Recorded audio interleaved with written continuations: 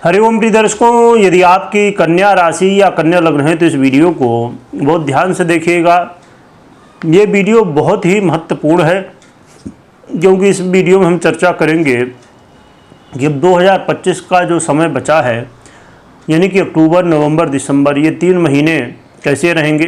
लगभग 90 दिन हैं, तो ये कैसे रहने वाले हमारे लिए। ग्रहों के जो परिवर्तन हैं सभी का क्या प्रभाव होगा, ये सभी कुछ जानेंगे। इस 3 महीने के बीच में कुछ बड़े परिवर्तन भी हो रहे हैं, उनके भी प्रभाव को जानेंगे, उपाय को जानेंगे। तो चलिए शुरू करते हैं। एक एक करके सभी परिस्थितियों का क्या प्रभाव होगा, सभी को सुनिएगा जिससे कोई कन्फ्यूजन ना रह जाए।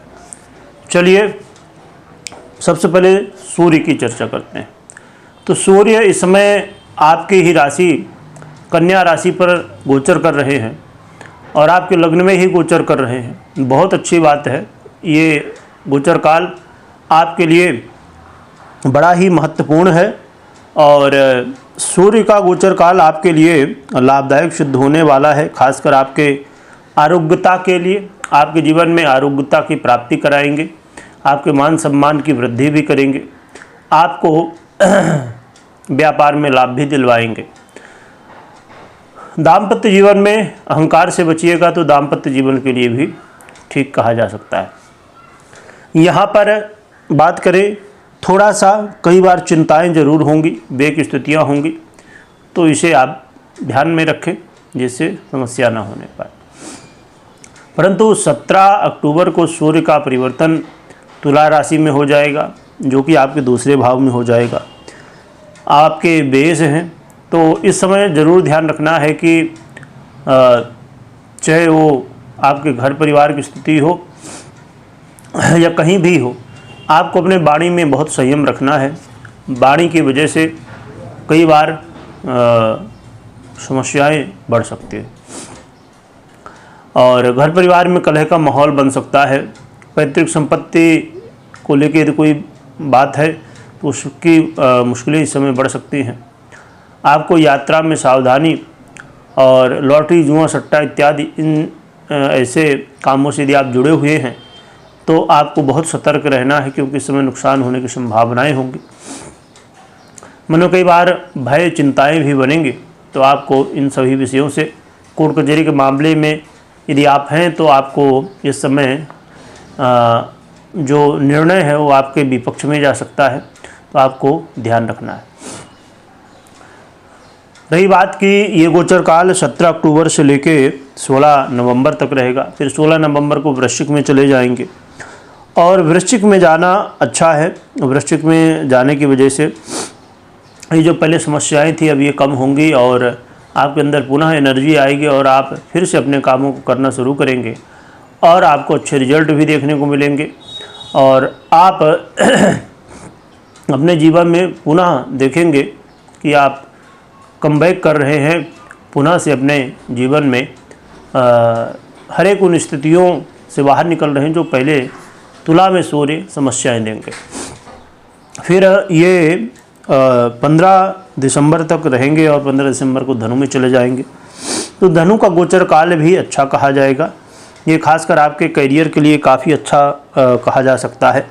करियर में बड़े बदलाव और कामकाज में, देखिए काम तो हम करते ही हैं, परंतु काम का कई बार जो यश है, क्रेडिट है, वो हमें नहीं मिलता, तो इस समय आपको एक क्रेडिट भी मिलेगा। तो सूर्य का गोचर काल अच्छा है, बस तुला राशि में जब रहेंगे इस समय हमें ध्यान रखना है। बात करें मंगल की, तो मंगल जो है तो वर्तमान में अभी अक्टूबर में ही इनको 27 अक्टूबर का परिवर्तन है, परंतु फिलहाल ये तुला राशि में ही चल रहे हैं, गोचर कर रहे हैं और आपके धन भाव में गोचर कर रहे हैं। तो ये गोचर काल देखा जाए तो थोड़ा सा आपके दाम्पत्य जीवन के लिए थोड़ी चिंताएं हैं, परंतु बहुत ज़्यादा यहाँ पर समस्याएं नहीं दिख रही हैं। पर हाँ, स्वास्थ्य का ध्यान रखिएगा, आपस में कोई कलह का माहौल ना बने, इस चीज़ का ध्यान रखिए। और जो लोग लॉटरी, जुआ, सट्टा इत्यादि से संबंध रखते हैं, ऐसे लोगों को लाभ होने की संभावनाएं हैं, परंतु जल्दबाजी में निर्णय नहीं लेने, इस बात का ध्यान रखिएगा। परंतु 27 तारीख से मंगल का गोचर काल बदल जाएगा और आपके तीसरे भाव में आ जाएगा। यहाँ पर मंगल काफ़ी अच्छे प्रभाव देने वाले माने जाया करते हैं, जो कि मंगल कन्या वालों के लिए बहुत अच्छा फल नहीं दिया करते हैं नॉर्मली, क्योंकि आपके तृतीय और आपके अष्टमेश हैं ये। तो फिर भी मंगल का यहाँ पर गोचर काल बड़ा अच्छा माना जाता है। तो इसलिए मंगल आपके एनर्जी में वृद्धि करेंगे और जो काम आप करना चाह रहे थे और या किसी काम की परीक्षा प्रतियोगिता है या कोई काम करना है तो उसमें सफलता मिलने की संभावनाएं बढ़ेंगे। यहाँ पर ज़रूर ये है कि थोड़ी अड़चनें आएंगी, मेहनत अधिक होगी, परंतु यदि आप 100% देने के लिए तैयार हैं तो आपको लाभ भी मिलने वाला, सफलताएं भी मिलने वाले हैं। तो ये महत्वपूर्ण स्थिति है और मंगल का आगे परिवर्तन का क्या प्रभाव होगा ये भी हम जानने और समझने की कोशिश करते हैं। तो प्रिय दर्शकों, यहाँ पर मंगल का जो गोचर काल है आगे जो है तो धनु में जाएंगे 7 दिसंबर को, है ना। तो 7 दिसंबर तक तो अच्छी स्थिति है काफ़ी मंगल के यदि प्रभाव देखे जाए, परंतु जब धनु में जाएंगे तो धनु में गोचर काल अच्छा है इनका, परंतु थोड़ा सा ये ध्यान रखना है, कई बार थोड़ा सा आपके जो माता पिता हैं या आपसे जो बड़े हैं उनके साथ अपने रिश्तों को अच्छा रखिएगा और ख़ासकर अपने काम काज के क्षेत्र में, जॉब नौकरी जो भी करते, व्यापार नौकरी जो भी करते हैं, तो यहाँ पर आपसे जो बड़े हैं पद में ना, उनसे जो है तो अपने रिश्तों को मजबूत रखिएगा तो ज़्यादा बेहतर रहेगा।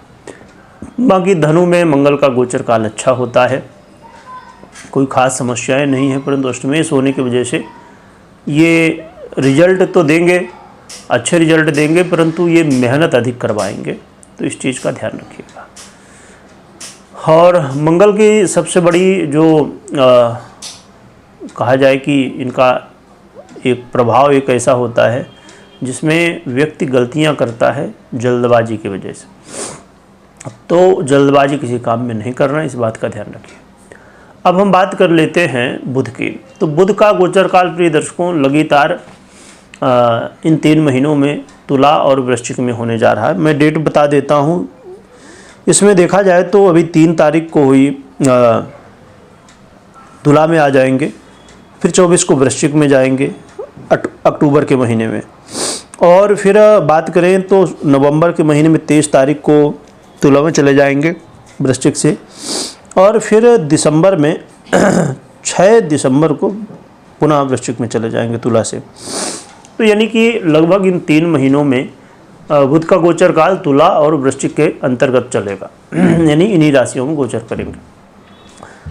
तो जब तुला में गोचर करेंगे तो बहुत अच्छा है, हमने डेट समझी, तो ये आपको लाभ भी करवाएंगे, धन लाभ हो या आपके वाणी से लाभ हो या आपके काम काज को लेके हो, जॉब को लेके हो, तो अच्छे फल देंगे।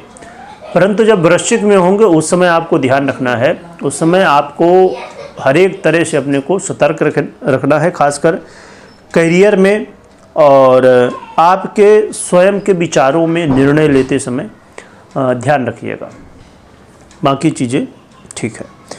अब हम बात करते हैं गुरु का। गुरु का परिवर्तन बड़ा महत्वपूर्ण है और गुरु जो है तो आपके लिए, वैसे तो बुध और गुरु की कोई विशेष मित्रता नहीं है आपस में, परंतु यहाँ पर गुरु का जो गोचर काल है वो कर्क में 18 अक्टूबर को होने जा रहा है और 5 दिसंबर तक गोचर करेंगे। तो ये गोचर काल आपके एकादश भाव 11वें भाव में होने जा रहा है, जो कि बहुत ही अच्छा है।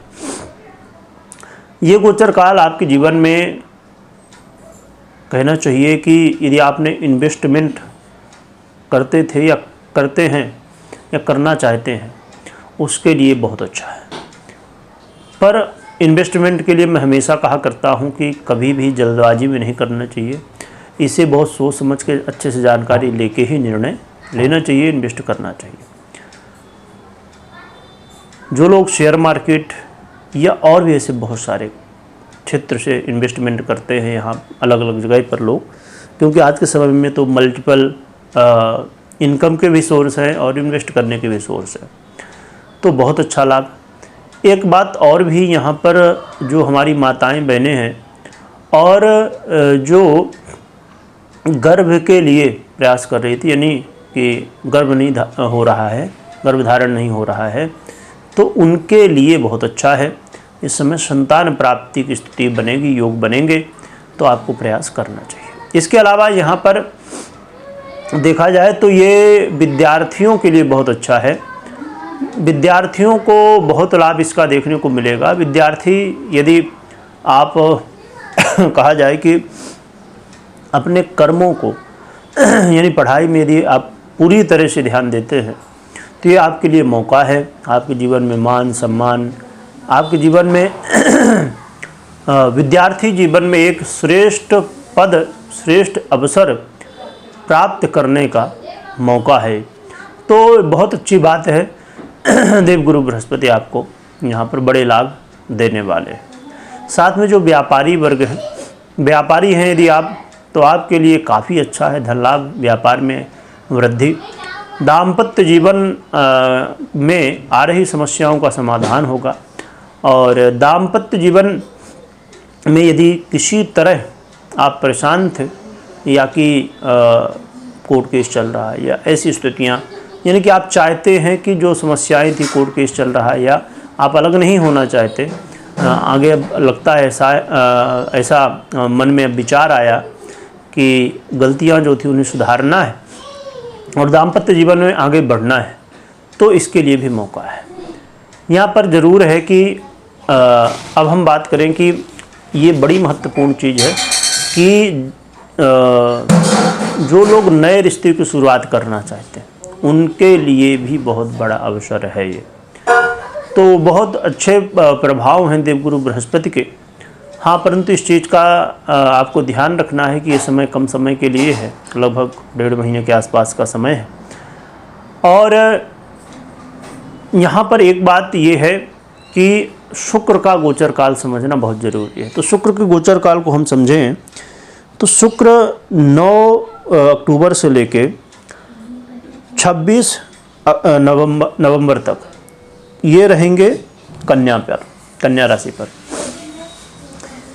ये बड़ी समस्या का विषय बन जा रहा है, क्योंकि शुक्र बहुत पीड़ित हो जाएंगे, नीच अवस्था को प्राप्त हो जाएंगे और आपके लग्न में ही गोचर करेंगे। इसकी वजह से एक तो खुद आप अपने आप में थकान महसूस करना, कई बार निर्णय सही न ले पाना, मन कहीं ना कहीं कन्फ्यूजन की स्थिति में रहना, और आपके दाम्पत्य जीवन, मैरिज लाइफ में इसका काफ़ी बुरा प्रभाव पड़ सकता है। जहाँ एक तरफ देवगुरु बृहस्पति अच्छे प्रभाव देने वाले बन रहे हैं, वहीं पर शुक्र समस्याएं देने वाले बन रहे हैं। तो इस स्थिति में कई बार व्यक्ति के मैरिज लाइफ में एक्स्ट्रा मैरिटल अफेयर या दाम्पत्य जीवन में कलह का माहौल बन जाता है। और शुक्र देखा जाए तो आपके भाग्य और आपके धन के अधिपति हैं, इसलिए बहुत ज़रूरी है सतर्क रहिए। और इस समय ऐसा कोई भी काम मत करिए जो कि भाग्य के भरोसे हो, या आप अपने वाणी से किसी को कुछ बोलिए मत, बहुत ध्यान रखिएगा। तो इन विषयों में ध्यान रखना चाहिए। अब हम बात जो कि शुक्र का परिवर्तन फिर 26 तारीख को बदल जाएगा, वृश्चिक में चले जाएंगे, और यहाँ पर जो है तो 20 दिसंबर तक जो है तो गोचर करेंगे। तो वृश्चिक में गोचर काल ठीक कहा जाएगा, बहुत अच्छा नहीं पर ठीक कहा जाएगा, क्योंकि नीचता से कम दूर हो जाएंगे और आपके तीसरे भाव में भी चले जाएंगे। तो ठीक स्थिति है। यहाँ पर चीज़ें जो पहले समस्याएं दिख रही थी उनमें सुधार होगा, और फिर धनु में भी जाएंगे, तो यहाँ भी एक मिला जुला प्रभाव कहा जा सकता है। अब हम बात करें यहाँ पर शनि की, तो शनि मार्गी अवस्था को प्राप्त होने जा रहे हैं, और शनि मार्गी अवस्था में आपके 7वें भाव में ही गोचर कर रहे हैं, मीन में ही। तो ये भी काफ़ी अच्छा प्रभाव है। आने वाले समय में इसलिए हम डिटेल में समझेंगे। तो हमने बहुत शॉर्ट कट में समझने की कोशिश की, बहुत संक्षेप में समझने की कोशिश की कि इन ग्रहों का 3 महीनों में क्या प्रभाव हो सकता है, क्योंकि यदि हम बहुत ज़्यादा डिटेल में जाएंगे यदि सभी ग्रहों के बारे में 3 महीने में जितने गोचर हैं, तो आपने देखा ही कि कितने सारे गोचर हैं, तो इसमें काफ़ी बड़ी वीडियो बन जाएगी। तो हमने संक्षेप में समझा कि क्या कैसे प्रभाव मिलेंगे। अब यहाँ पर ये ज़रूरी है कि उपाय क्या करने हैं, पर उससे पहले एक बात बहुत ध्यान से सुनिएगा। यदि आप यहाँ तक अभी बने हुए हैं तो बहुत अच्छी बात है।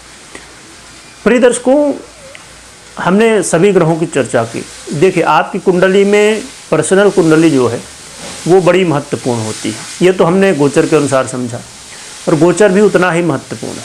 तो पर्सनल कुंडली में कैसी ग्रह स्थिति है ये समझना बेहद ज़रूरी है, क्योंकि बिना पर्सनल कुंडली के विश्लेषण के यदि आप निर्णय लेते हैं तो कई बार चीज़ें सही होती हैं, कई बार नहीं होती हैं। तो आपको हमेशा अपनी पर्सनल कुंडली विश्लेषण के बाद ही निर्णय लेना चाहिए, ना कि मात्र गोचर के आधार पर। कई बार जो ग्रह बुरे फल गोचर में दे रहे होते हैं, परंतु आपकी यदि पर्सनल कुंडली में बहुत अच्छी स्थिति होती है तो उतने बुरे फल नहीं मिलते। और यदि गोचर कुंडली में ग्रह बहुत अच्छे फल दे रहे हों या बुरे, तो उनकी स्थितियों का प्रभाव पर्सनल कुंडली या दशाओं के अनुसार बहुत चेंज होता है। तो इसीलिए पर्सनल कुंडली को देखना समझना बहुत ज़रूरी है। अब हम बात करते हैं कि उपाय क्या करना चाहिए। देखिए, उपाय में सबसे महत्वपूर्ण है ये कि आप भगवान शिव परिवार की आराधना करिए। यदि भगवान शिव परिवार की आराधना करते हैं तो ये आपके लिए काफ़ी अच्छा है। और आराधना करिए, साथ में स्मरण करिए। क्षमा करिएगा, स्मरण करना बहुत ज़रूरी है। कलयुग में स्मरण करना एक सरल और बहुत प्रभावी उपाय कहा जा सकता है, जो जीवन में कल्याणप्रद होता है। तो आप भगवान का खूब स्मरण करिएगा, कमेंट में जयकारा लगाइएगा, और जीवन में कर्म को प्रधानता दीजिएगा।